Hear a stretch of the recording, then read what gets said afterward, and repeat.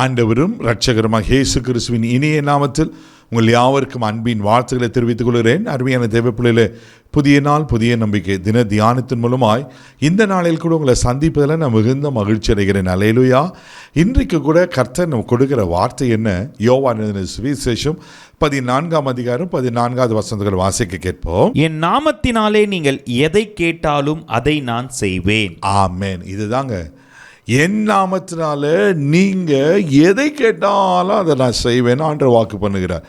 தேவப்பிள்ளையில அவர் நாமம் அப்பேற்பட்ட நாமம். நீங்க என்ன வேணும் உங்களுக்கு சொல்லுங்க. இயேசுவின் நாமத்தில் நம்ம கிளைம் பண்ண போகிறோம், கேட்க போகிறோம், நீங்கள் அதை பெற்றுக்கொள்ள போகிறீங்க. அல்லேலூயா. நடக்குமா? உண்மையாக நடக்கும். வேதத்தில் அற்புதமான ஒரு சம்பவம் இருக்கிறது.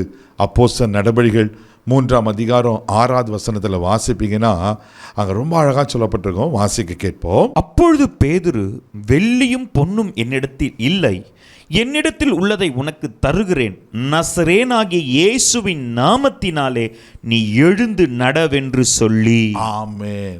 நசரேனாகிய இயேசுவின் நாமத்தினாலே நீ எழுந்து நடவ என்று பேதுரு சொல்றாரு. யாருக்கு சொல்லப்பட்டிருக்கு?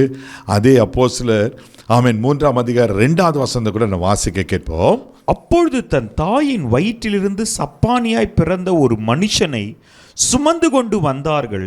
தேவ ஆலயத்திலே பிரவேசிக்கிற இடத்தில் பிச்சை கேட்கும்படி நாடோறும் அவனை அலங்கார வாசல் எனப்பட்ட தேவாலய வாசல் அண்டையிலே வைப்பார்கள். ஆமென். பாருங்க, ஒரு பிறந்த நாள் முதற்கே சப்பானியா இருக்கிறான். அவர் முடவன், நடக்க முடியாது. அவனை தேவாலயத்தில் அலங்கார வாசல்லேருந்து முன்பாக வைப்பாங்க.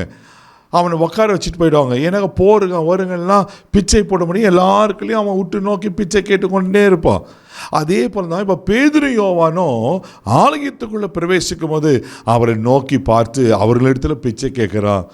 நாங்கள் அழகாக சொல்லப்பட்டிருக்கோம். 3வது வசனம் கூட நான் வாசிக்க கேட்போம். தேவாலயத்தில் பிரவேசிக்க போகிற பேதுரையும் யோவானையும் அவன் கண்டு பிச்சை கேட்டான். பேதுரும் யோவானும் அவனை உற்று பார்த்து, எங்களை நோக்கி பார் என்றார்கள். பாருங்களேன், பேதுரு யோவானும் அந்த பிறந்த நாள் முதற்கொண்டு சப்பானியை பார்த்து சொல்கிறாங்க, எங்களை உற்றுப்பார்.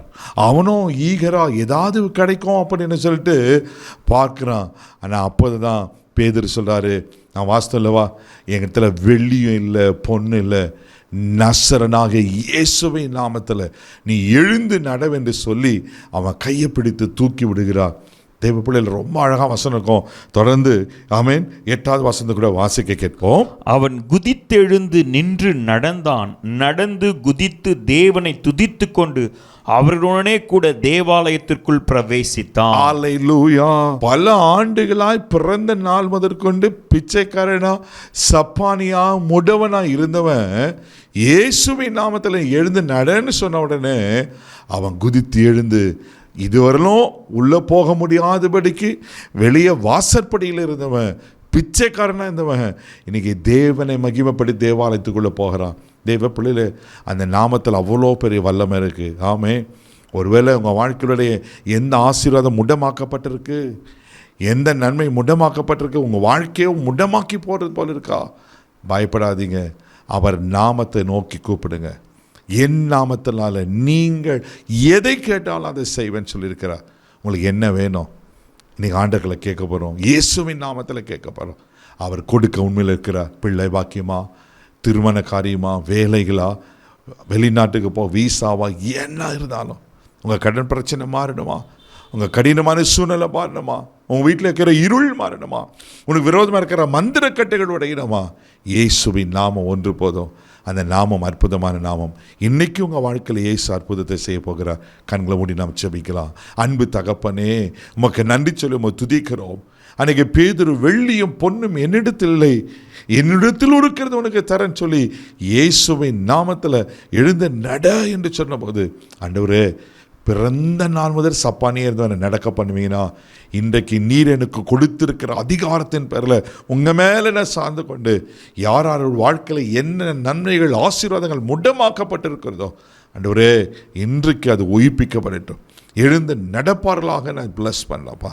நீங்கள் அப்படியே சேர்க்காய் சோதரம் உங்கள் நாமத்தில் நாங்கள் கேட்குறோம்ப்பா. அற்புதமான நாமத்தில் வானோர் பூதலோத்தர் யாவருடைய முழங்காலம் முடங்க வைக்கிற நாமத்தில் நாங்கள் கேட்குறோம். இன்றைக்கு ஒரு அற்புதம் செய்யுங்க, எல்லா ஆசீர்வதியும் எல்லா முடங்கள் நடப்பதாக நிச்சயிக்கிற காத்துக்கொள்ளுங்க, பலப்படுத்தும். இயேசுவின் மூலம் ஜெபம் கேளும் பிதாவே, ஆமென். அவர் நாமத்தில் நீங்கள் கேட்டகளை பெற்றுக்கொண்டிருக்கிறீங்க. தைரியமாக போங்க. God bless you.